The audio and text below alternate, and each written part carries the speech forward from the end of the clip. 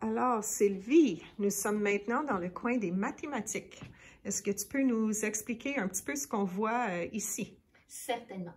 Alors, encore une fois, on est au niveau du préscolaire, donc on va demander aux enfants d'absorber la connaissance mathématique plutôt que de la réfléchir ou de la raisonner. Anne-Catherine va vous parler de ça, de la différence entre le 6 ans et moins ou le 6 ans et plus quand ils sont au primaire.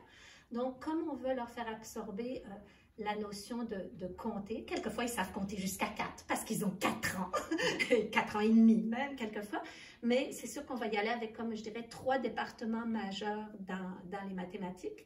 On va apprendre à reconnaître le 1 à 10 et avant même de passer, comme dans le langage, par le tactile et les chiffres rugueux ou dans le sable, etc., on va vraiment leur donner une impression du 1 à 10 avec les barres rouges et bleues. Et là aussi, je dois répéter ce qu'on vous dit depuis les 5 départements.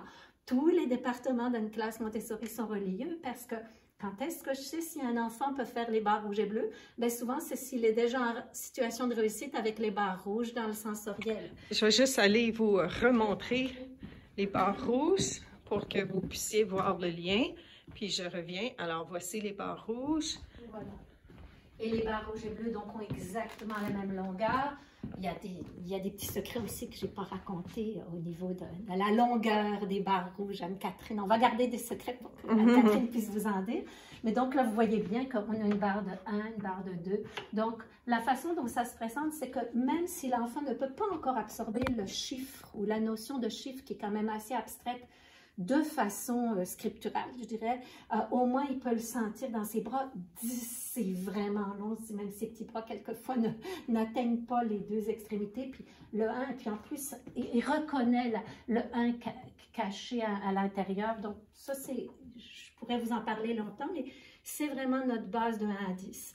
Une fois que ça a été fait de façon, je dirais, purement sensorielle, puis ensuite un petit peu avec du visuel et plus absorbé de façon scripturale avec les chiffres rugueux, on arrive au fuseau, où là, vraiment, les enfants arrivent à placer aussi un ensemble de 1 fuseau, 2 fuseaux, 3 fuseaux. On a parlé des paires puis des ensembles en sensoriel. Tout ça se suit et tout à fait logique.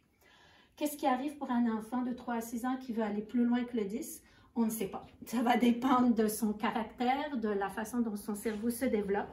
Donc là, il y a 2 parallèles. Moi, je me souviens que j'ai appris comme ça, puis ça m'a beaucoup aidé dans ma pratique de professeur de mathématiques au préscolaire. C'est qu'il y a des enfants qui, après le 10, veulent apprendre à compter 11, 12, 13, 14, etc. jusqu'à 99. Et à ce moment-là, Madame Montessori avait été chercher même du matériel qui avait été inventé par M. Itard et Séguin, hein, oui, M. Séguin en particulier, où là, à ce moment-là, à partir de la base 10, vous allez voir que l'enfant va pouvoir rajouter un 10 avec un 1, ça va s'appeler 11, un 10 avec un 2, ça va s'appeler 12. Là aussi, on pourrait en parler longtemps, mais si l'enfant, après son 1 à 10, a besoin d'aller plus loin à partir du 11, il peut travailler avec les tables de Séguin. Et il y a table de Séguin 1, table de Séguin 2 pour de 11 à 19 ou ensuite de 19 à 99. Bref, ça, c'est une parallèle. L'autre parallèle, c'est quelquefois, les enfants, ils ne veulent pas apprendre plus loin que 10, mais par contre, ils sont tout à fait aptes à comprendre le système décimal, encore une fois, de façon sensorielle, avant même de le comprendre de façon écrite. Parce qu'on va leur apprendre ce que c'est qu'une unité, un 10, un 100 et un 1000. À partir de ces 4 mots de vocabulaire de base, c'est pas plus difficile pour lui de vous apporter une bobine rouge, une bobine verte, une bobine bleue, une bobine jaune, que de vous apporter une unité, un 10, un 100 ou un 1000. Et à ce moment-là, je vais dire, vous allez avoir ce qu'on appelle les jeux de la petite banque, la grande banque. Je ne sais pas si ça, elles ne sont pas toutes ouvertes encore.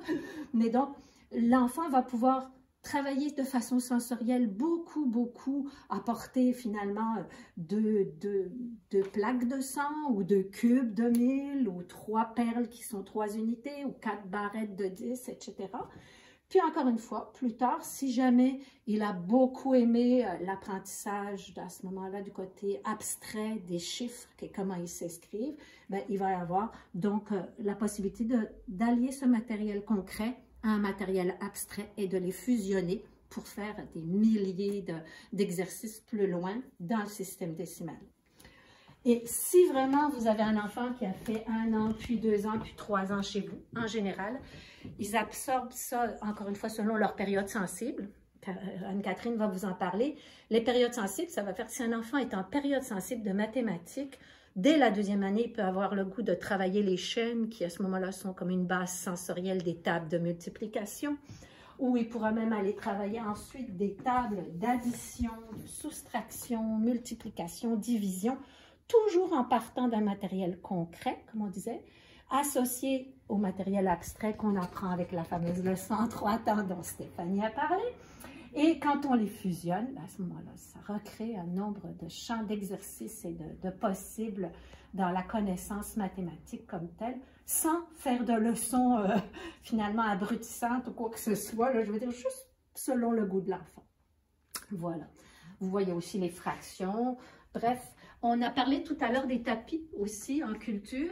Je voulais vous dire que c'est certain que depuis le sensoriel, les grandes barres rouges ou les barres rouges et bleues, je veux dire en mathématiques, ont besoin également d'être travaillés sur des tapis parce que de toute façon, les enfants aiment ça ne pas être assis toute une journée à la table. Donc, c'est ça qui fait la variété et la richesse de l'environnement, c'est qu'un enfant qui va être fatigué de faire de la vie pratique à la table, travailler par exemple ses cadres d'habillage, va avoir le goût d'aller s'écraser à terre en train de faire le casse-tête des continents, puis ensuite, je veux dire, de prendre un autre tapis pour faire les barres rouges et bleues, puis aller se rasseoir pour coudre un bouton, et leur voici en vie pratique, et c'est à l'infini. Voilà. Alors, une chose qui me frappe, que je trouve intéressant, c'est que dernièrement, on parle de classe flexible. Et Maria Montessori, je pense, avait une classe flexible même à ses débuts, avec ses tapis pour s'asseoir par terre, les chaises, toutes sortes de façons pour s'asseoir. On parlait de l'observation tout à l'heure en sensoriel. Elle a observé que les enfants de 3 à 6 ans, non seulement pouvaient absorber la connaissance par du matériel concret, mais à condition où on pouvait leur laisser le loisir d'être toujours en mouvement.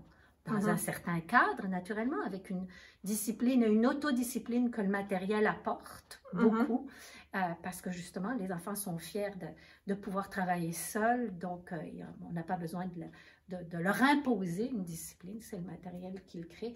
Et en effet, cette flexibilité-là, c'est assez incroyable qu'elle l'a remarqué il y a déjà maintenant plus de 100 ans, puis que heureusement, on le remette à l'ordre du jour maintenant.